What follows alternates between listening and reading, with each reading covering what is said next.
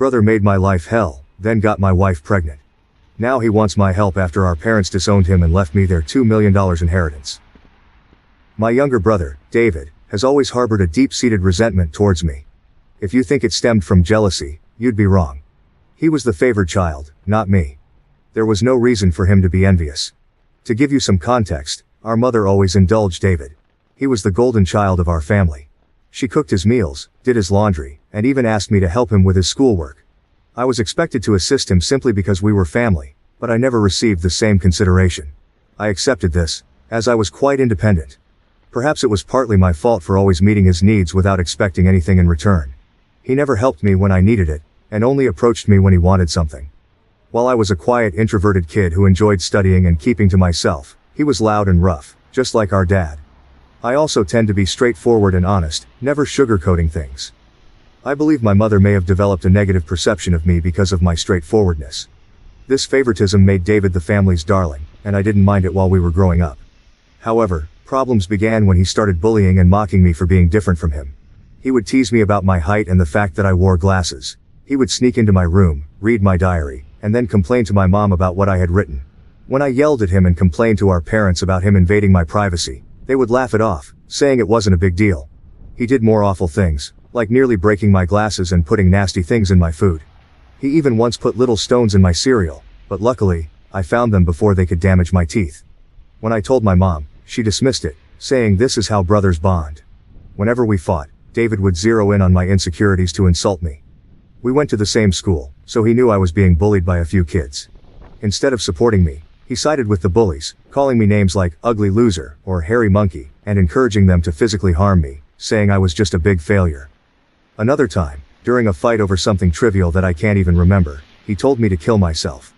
While I could easily brush off most insults, that one really hurt because I was struggling with my mental health at the time. I'm doing better now, but it was devastating to hear that my own brother wanted me dead.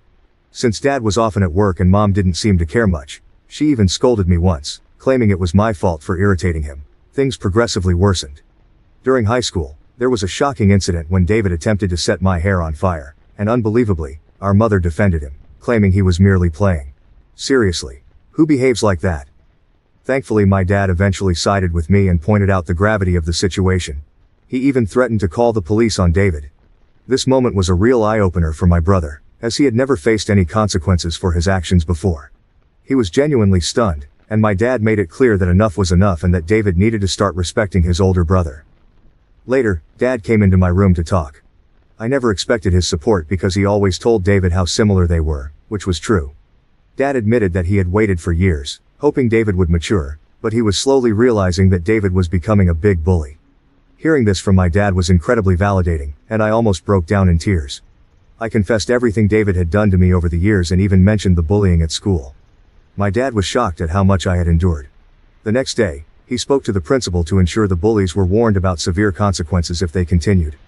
Later that evening, Dad enrolled me in MMA at our local gym, telling me I needed to man up and stand up to bullies in my life. I admit that a nerdy kid like me trying to learn to fight might have seemed laughable, but I was very focused. I managed my time well to balance my studies and daily workouts, and the MMA classes completely changed my life and physique. One day, David was up to his antics again. He stole my pocket money, which we received for helping with chores. I had been saving it for a while. David sneaked into my room and took it. I caught him just as he was about to cycle off with his friends. I demanded he return my money, but David mocked me, saying all I could do was run to Daddy for help. I don't know what came over me, but I punched him in the face. He was stunned, fell backward, and I retrieved my money from his pocket before throwing him back down. David started crying loudly, which was quite comical. However, my mother rushed out to help him and find out what happened. When she learned I had fought him, she was surprised and reprimanded me, saying I should be a better role model for David, who seemed to enjoy seeing me scolded. My mother also complained to my dad about my behavior, saying I needed to be controlled. My dad grimly asked both of us to explain ourselves. I told him how David had stolen the money I had worked hard for and saved, while David tried to justify it by saying he needed the money for a date, and that as his brother, I should help him. However, Dad told David he was lucky I only punched him for stealing because anyone else would have called the police. He continued to tell David that he had no right to take others' things without their consent. David didn't like that and threw a tantrum, likely hoping our mother would side with him, but Dad remained firm. When David realized he wasn't going to be punished for being hit, he screamed how much he hated me and ran back to his room, locking himself in. Following that incident, David began to distance himself from me. He had finally understood that he couldn't bully me anymore, and that even Dad had stopped supporting his antics. For the first time in a long while, I felt like we were equals. Though he could no longer physically harm me, he resorted to verbal insults when our parents weren't around. His behavior worsened with age, becoming angrier and more short-tempered each year. When I approached him with a question, he would ignore me and walk away, muttering insults like nerd or loser under his breath. If he needed to communicate something, he would relay it through our mother instead of speaking to me directly. When I questioned her about why David couldn't just talk to me, she would urge me to be more understanding. I couldn't tell if it was just puberty or genuine hatred. Over time, dealing with his comments became unbearable, and I longed to move out and get away from him. I repeatedly asked my mother to mediate a sit-down conversation for us to resolve our issues, but she always refused, saying she didn't want to get involved. When I asked her opinion on why David treated me this way, she would brush off the question. Eventually, I left for my dream university, having earned a scholarship as a top student. My dad threw a party for me, and even my mom seemed proud. However, David remained aloof and distant, barely acknowledging my achievements. The day I left for university was a mix of excitement for the future and relief to escape the toxic home environment. The first few months at university were liberating. I made new friends, enjoyed my classes, and started to build a life separate from the oppressive atmosphere of my childhood. The constant fear of David's verbal attacks lifted, giving me a newfound sense of peace. During my second year, I met my wife Karen at a frat party through a friend, and we immediately clicked. Coming from a religious background, having kids outside of marriage was frowned upon. However, when we discovered she was pregnant in our final year, we decided to marry right after graduation. Our wedding was a small but joyful ceremony. Our parents were happy for us, and we enjoyed the celebration. At that moment, I believed Karen was the love of my life. I had always envisioned a monogamous relationship, one woman to come home to and share my life with. Despite other women showing interest over the years, I never pursued anything because I was genuinely content in my marriage. Karen was my dream girl, and I never wanted to hurt her. However, I later uncovered 2 incidents of infidelity in our marriage. One was an intermittent affair with her married co-worker that spanned several years, and the other was a brief fling with an ex-boyfriend during a visit to her family. Some might think I was naive, and looking back, I can't completely disagree. Each time we separated for a while, I chose to forgive my wife. I didn't want to raise our child in a broken home and believed we could overcome these obstacles. The affair with her co-worker happened when we were young, and I attributed it to youthful mistakes and poor judgment. For a period, things seemed to get better.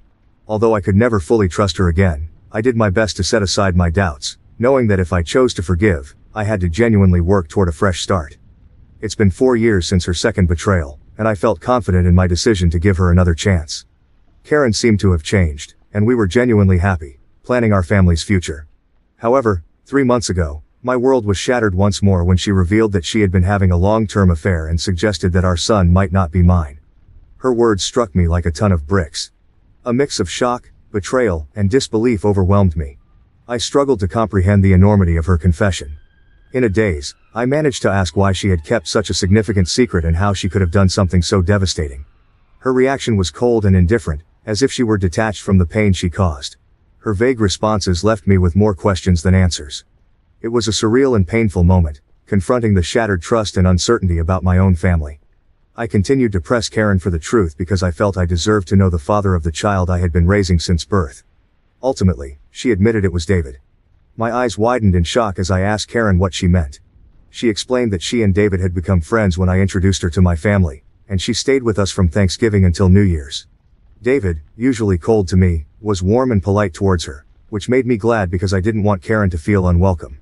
Karen wanted to be accepted into my family, so she spent significant time with my mom whenever possible. She noticed the rift between David and me and questioned me about it. I opened up about our strained relationship and explained that we might never repair it due to his unresolved feelings. Karen understood but started including David in our outings, hoping it would help us bond. Whenever we planned to watch a movie, she invited David, and we watched whatever he chose. During this time, David and I exchanged a few words, which was an improvement compared to his usual silent treatment.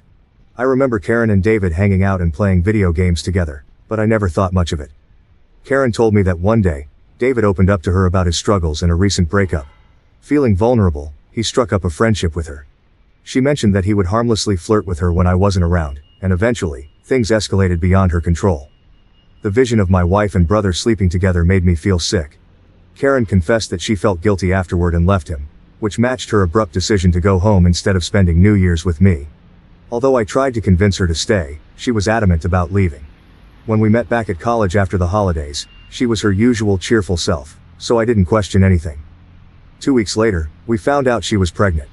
Karen admitted she didn't know if the child was mine or David's, and with no way to prove it, she chose to stay with me, knowing I was the more dependable brother.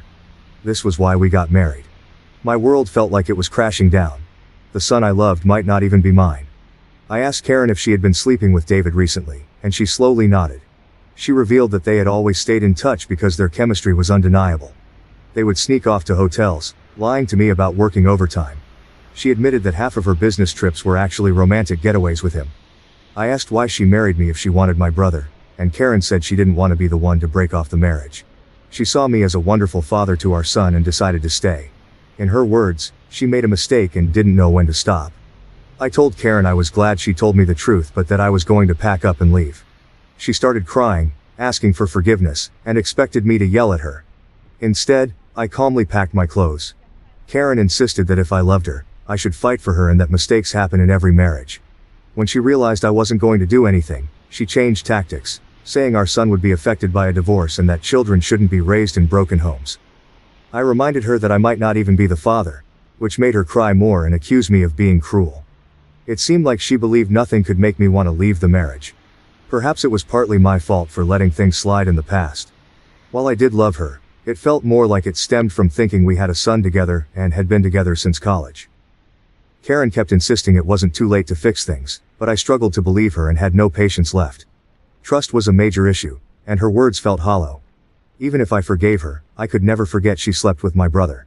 I've always believed in forgiving mistakes because we're all flawed, but this was beyond acceptable limits. I left her crying on the doorstep and checked into a hotel. The next day, I went straight to my parents and revealed everything about my wife's affair with David, explaining how they had been secretly sleeping together for years. The shock on their faces was undeniable. True to her nature, my mother initially tried to defend David, insisting that her boy could never do such a thing to his own brother. Determined to expose the truth, I asked my parents to remain silent and let me call David in front of them. I instructed them to stay quiet so I could catch David off guard, making him believe it was a private conversation. When David answered the phone, I confronted him about the affair. At first he vehemently denied it, refusing to accept any responsibility. However, when I told him that Karen had admitted to everything, he started blaming her, calling her characterless.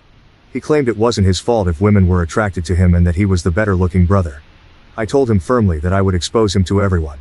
When David mocked me, saying no one would believe me because he was the golden child, I scoffed at his arrogance and thanked him for confirming the truth, knowing our parents had heard everything. David went quiet and then spluttered, trying to explain himself and salvage his image. My mother, still in shock, demanded an explanation from David. He stuttered through a feeble attempt to justify his actions, blaming everyone else but himself and desperately trying to shift the blame onto Karen. I could see my mother, who had once been protective of her favored son, now felt a mix of disappointment and anger. In that charged moment, I felt a strange sense of vindication. For years, I had endured David's torment. Now, the truth was out, and the roles were reversed. It was David who stood exposed, his actions laid bare for everyone to see. As David's words faltered, my father, usually reserved in his expressions, couldn't contain his disappointment. He asked me to pass him the phone and began to speak to David. "David," my father began, his voice laden with disappointment. "What you've done isn't just a betrayal of your brother, but a betrayal of this family. You slept with your brother's wife and continued the affair even after they were married.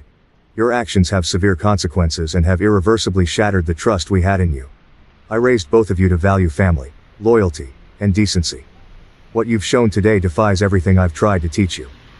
He paused, letting the weight of his words sink into David's conscience. "Your disregard for your brother's feelings and the lack of respect for his marriage are unacceptable. You've not only hurt him but also torn apart the bonds that hold our family together. Your mother and I are partly to blame for what you've become, but we will no longer tolerate this behavior. From today, you're cut off from the college funds I set up for you. You'll have to figure out how to pay your university fees on your own. I will also stop funding your lifestyle. Do you think it makes you more of a man to sleep with married women? Let's see how you manage without my money." Throughout this, I maintained a composed demeanor. Although I initially wanted to scream at David, watching my dad punish him was the ultimate vindication. I had exposed his true nature, and it was clear he had underestimated the consequences. My mother, despite David's persistent protests, continued to justify him, but my father swiftly ended the call, shutting down David's attempts to explain away his actions. Afterward, my mom approached me and hugged me.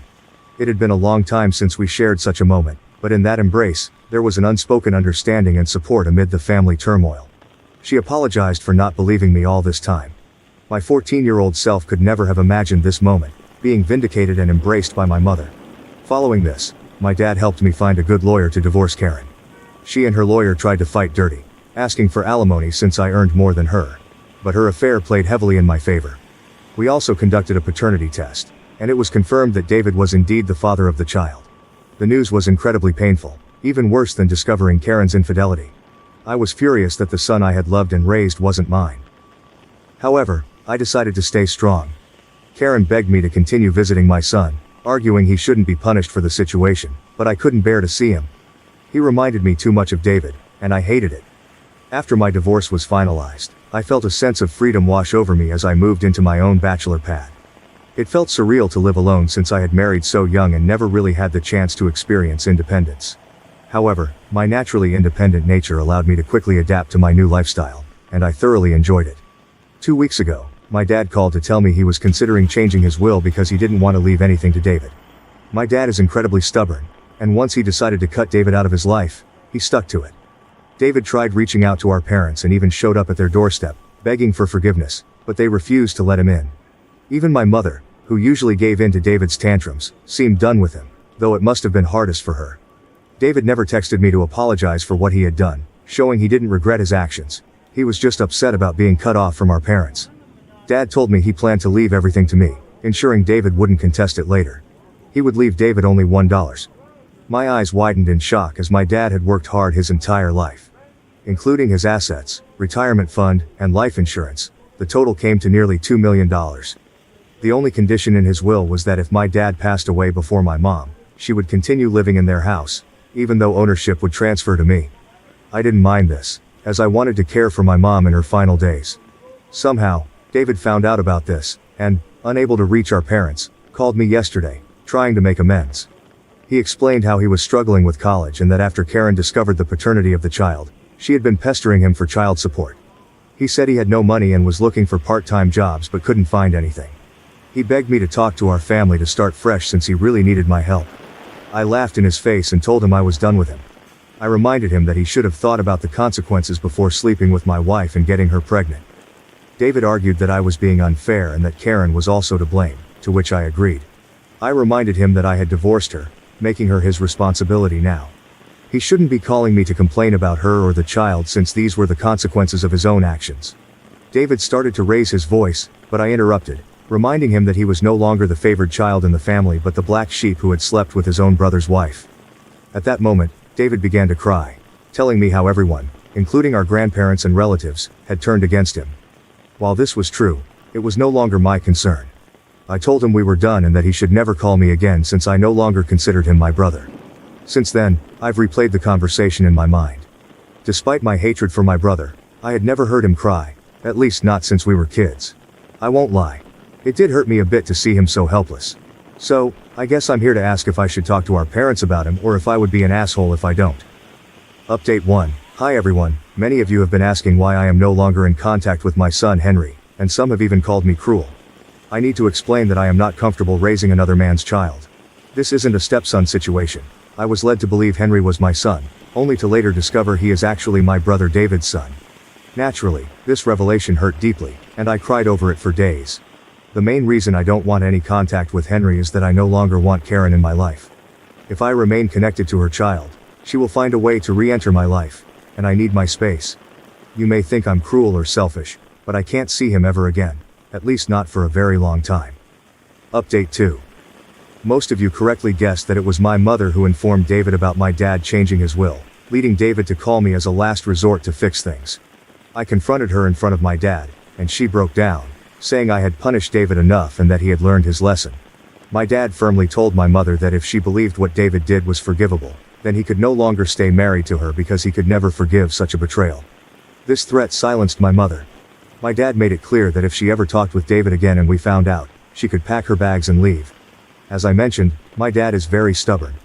Hopefully my mother will learn from her mistakes. Update 3. Reddit. It's been 5 months since my last update. My relationship with my parents has improved over the past few months. My dad and I go golfing every weekend, and he treats me more like a buddy than a son. Although my mother misses David, she has stayed away from him. The last I heard about David was from my cousin, who said David had been asking everyone for money, and eventually had to drop out of college because he couldn't afford the fees. He and Karen are living together, and he has a part-time job as a mechanic. Apparently they are raising Henry together, which is a good thing, I guess. I never discuss David with my parents, and they don't bring him up either. For everyone asking, I am doing quite well. I was promoted at my job 2 months ago, so my salary has significantly improved. I haven't been dating anyone as I feel I still need time and space to heal. I've been going to therapy, so we'll see how that works out. Thank you for watching. If you haven't subscribed yet, please do so and hit the notification bell to stay updated with more shocking real-life stories happening around you.